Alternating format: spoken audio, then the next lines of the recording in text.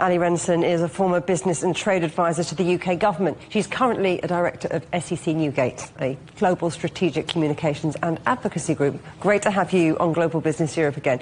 So 1 year after Liberation Day, have tariffs made the US economy stronger or simply more expensive for consumers and businesses?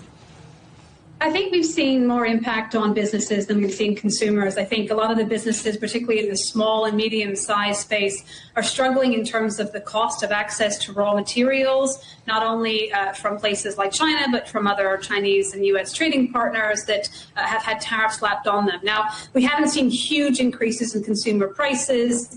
Really, actually, I think consumers are more worried about inflation coming from some of the conflict in the Middle East at the moment. But I certainly think from a business perspective, we've seen a lot of smaller businesses struggling to stay afloat as a result of the impact of the tariffs on their access to raw materials.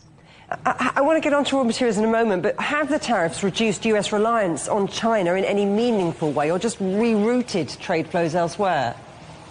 I think we were starting to see some of that rerouting happening already. There was some hints, across successive administrations that the U.S. wanted to reduce its ostensible dependence and reliance on China. But ultimately, I don't think that we've seen a huge, reduction in that dependence. I think what we've seen is that certain companies are already sort of moving some of their manufacturing in some Chinese trading partners in the Far East. But obviously, the U.S. government is taking steps to cut reliance on that. So it's not really had a huge impact on the diversification that I think Washington was hoping to see. Let's get back to those rare earths and critical minerals. How close are they to becoming the next flashpoint in US-China trade?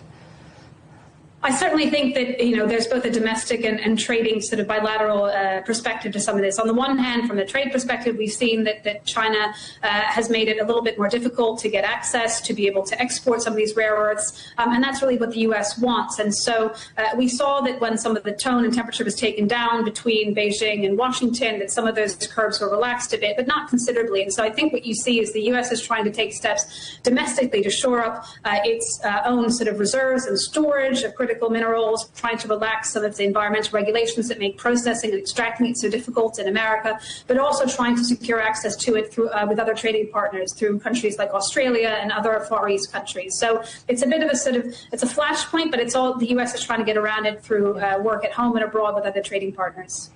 Against this crazy geopolitical backdrop, there are so many moving parts. Are we looking at short-term disruption or the start of a more permanently fragmented global economy? I think we're starting to see a real retrenchment already where certain countries are looking at reordering their supply chains, trying to diversify their access to other countries, certainly. But the fragmentation that you speak of, I think that we're heading for a more permanent reordering of that. It's both a risk and an opportunity. I think that you're getting countries that are really thinking seriously about what is dependence on certain trading partners that are unpredictable look like. But that doesn't mean that they're completely stopping trade altogether. They're just looking to try and diversify their access to other countries across the world. Allie Renison at SEC Newgate. Always a pleasure. Thank you very much.